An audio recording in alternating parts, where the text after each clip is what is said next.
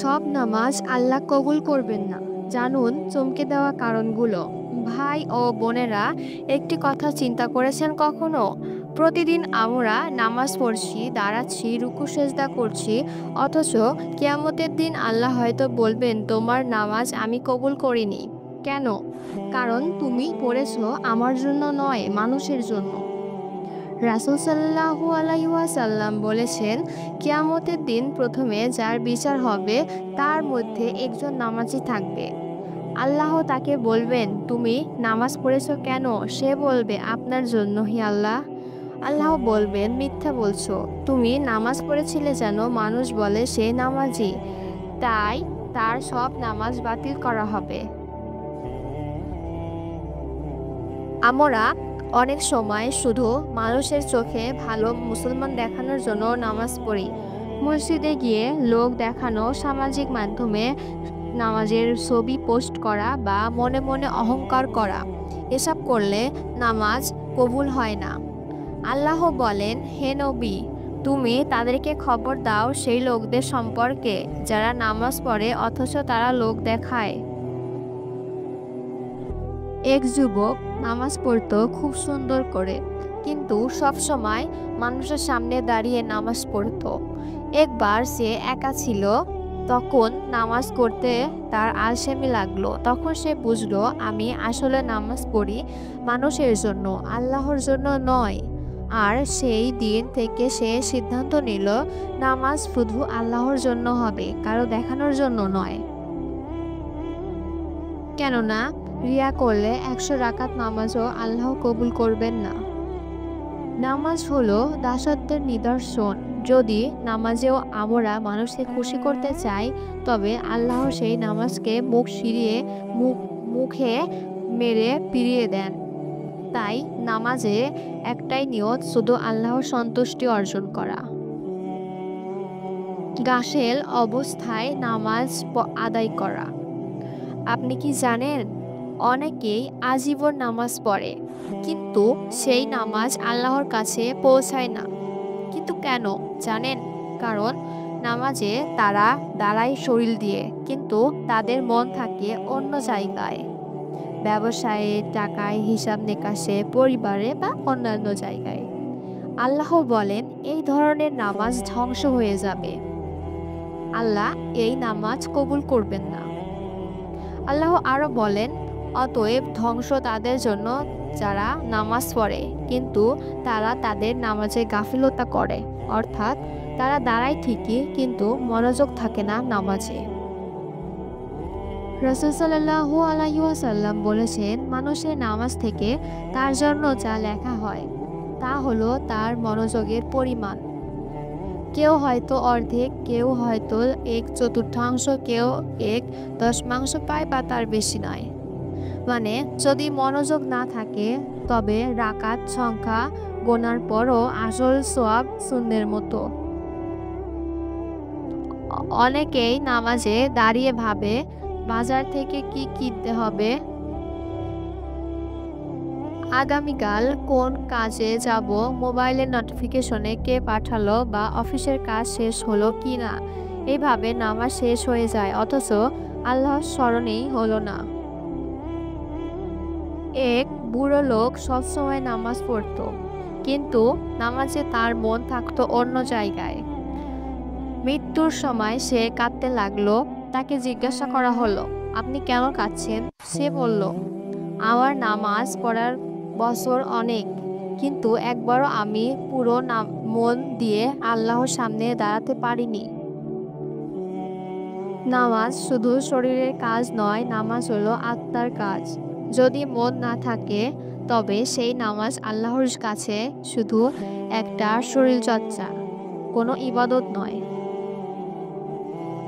আর নামাজে মনোযোগ আনবেন যেভাবে, নামাজের আগে কোরআনের কিছু আয়াত মনে করা, দুনিয়ার চিন্তা বাদ দিয়ে দাঁড়ানো, প্রতিটি আয়াত ও দোয়ার অর্থ নিয়ে চিন্তা করা, নামাজের ভেতরে বুঝে পড়া, আমরা নামাজে শুধু শরীর নিয়ে নয়, মন নিয়েও দাঁড়াবো, কারণ আল্লাহ সেই নামাজ চান যেখানে বান্দা বলে, হে আল্লাহ, আমি শুধু আপনার জন্য আছি। গাফেল অবস্থায় নামাজ আল্লাহর দরবারে ধ্বংস হয়ে যাবে, কিন্তু মনোযোগী নামাজ হবে জান্নাতের চাবি। হারাম খাওয়া ও উপার্জনের কারণে নামাজ না কবুল হয় না। কল্পনা করুন, সেই মসজিদে দাঁড়িয়ে নামাজ পড়ছেন, খুব সুন্দর রুকু সিজদা করছেন, কিন্তু আল্লাহ তার নামাজের দিকে একবারও তাকালেন না। কিন্তু কেন? কারণ তার পেটে হারামের খাবার, তার আয়ে হারাম মিশে গেছে। আল্লাহ বলেন, হে রাসূলগণ, তোমরা পবিত্র জিনিস খাও আর সৎকর্ম করো, অর্থাৎ খাবার যদি হারাম হয় তবে ইবাদত মলিন হয়ে যাবে। রাসূল সাল্লাল্লাহু আলাইহি সাল্লাম বলেন, যে ব্যক্তি হারাম খাদ্য খায় তার দোয়া 40 দিন কবুল হয় না। নামাজও দোয়া, তাই হারাম খাওয়ার মানুষের নামাজের নূর কেড়ে নেয়।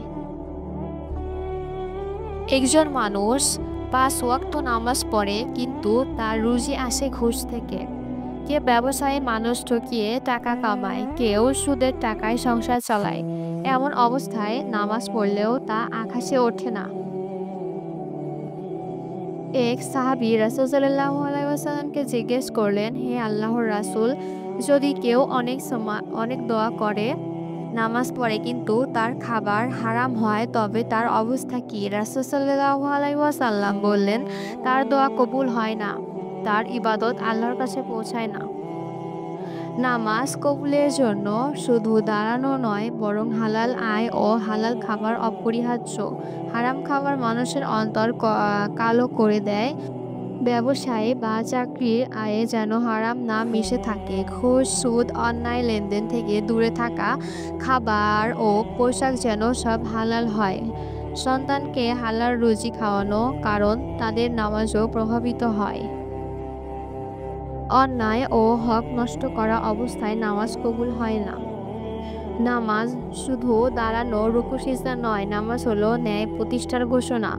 কিন্তু কেউ যদি নামাজ পড়ে অথচ মানুষের অধিকার নষ্ট করে, কারো হক মেরে ফেলে, অন্যায় করে, তাহলে সেই নামাজ আল্লাহর দরবারে পৌঁছায় না, বরং আল্লাহ বলেন, তুমি প্রথমে মানুষের হক আদায় করো, তারপর আমার দরবারে আসো। আল্লাহ আরও বলেন, তুমি কি সেই ব্যক্তিকে দেখেছো যে নামাজ পড়ে অথচ ইয়াতীমকে দূরে ঠেলে দেয় আর অভাবীকে সাহায্য করতে উৎসাহ দেয় না? অর্থাৎ নামাজ শুধু শরীরের কাজ নয়, মানুষের প্রতি দায়িত্ব পালনেও বাধ্য করে। যদি অন্যায় জুলুম থাকে তবে নামাজ ধ্বংস হয়। রাসূল সাল্লাল্লাহু আলাইহি ওয়াসাল্লাম বলেছেন, কে দেউলিয়া জানো? সাহাবীরা বললেন, আমাদের মধ্যে দেউলিয়া সে যার কাছে টাকা পয়সা নেই। রাসূল সাল্লাল্লাহু আলাইহি ওয়াসাল্লাম বললেন, আমার উম্মতের দেউলিয়া সে যে নামাজ, রোজা, যাকাত নিয়ে আসবে, কিন্তু সে গালি দিয়েছে, কারো সম্পদ খেয়েছে, কারো রক্ত ঝরিয়েছে, কারো মানহানি করেছে, ফলে সে নামাজ ও সওয়াব ভুক্তভোগীদেরকে দিয়ে দেওয়া হবে। শেষে যদি কিছু অবশিষ্ট না থাকে, তবে অন্যদের গুনাহ তার ওপর চাপিয়ে দিয়ে তাকে জাহান্নামে নিক্ষেপ করা হবে। এর মানে অন্যায় করলে নামাজও মানুষকে বাঁচাতে পারবে না। একটা বাস্তব উদাহরণ বলি। একজন মানুষ নামাজ পড়ে ঠিকই, কিন্তু কর্মচারীদেরকে বেতন দেয় না। তার নামাজ বাতাসে উড়ে যায়। কেউ নামাজ পড়ে কিন্তু প্রতিবেশীর হক নষ্ট করে, আল্লাহ সেই নামাজ কবুল করেন না। কেউ মসজিদে দাঁড়ায় কিন্তু বাজারের মানুষের টাকা মেরে দেয়, সেই নামাজ মুখে মেরে ফেরত দেওয়া হয়। ইমাম গাজ্জালী একবার এক ব্যক্তির কথা উল্লেখ করেছেন, সে সারা জীবন নামাজ রোজা করছে, কিন্তু প্রতিবেশীর সাথে অন্যায় করেছে। মৃত্যুর পর দেখা গেল তার নামাজগুলো ফেরত পাঠানো হচ্ছে। ফেরেশতারা বললেন, তুমি নামাজ পড়েছিলে, কিন্তু মানুষের হক মারার কারণে আল্লাহ কবুল করেননি।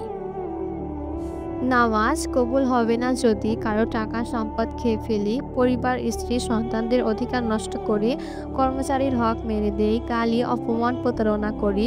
আল্লাহ চান বান্দা শুধু তার ইবাদত করবে না, বরং তার বান্দাদের হকও আদায় করবে। কেউ যদি কারো অধিকার নিয়ে থাকলে তা দ্রুত ফেরত দিয়ে দিতে হবে। কারো সাথে অন্যায় কাজ করলে ক্ষমা চাইতে হবে। ঋণ থাকলে তা পরিশোধ করতে হবে। নামাজের সাথে ন্যায়পরায়ণতা জীবনেও প্রতিষ্ঠা করতে হবে। নামাজ আমাদের জান্নাতের দরজা খুলে দেয়, কিন্তু যদি নামাজের সাথে অন্যায়, জুলুম আর হক নষ্ট জড়িত থাকে, তাহলে সেই নামাজ আল্লাহ কবুল করেন না। নামাজের আসল শিক্ষা হলো ন্যায়, দয়া ও সততা।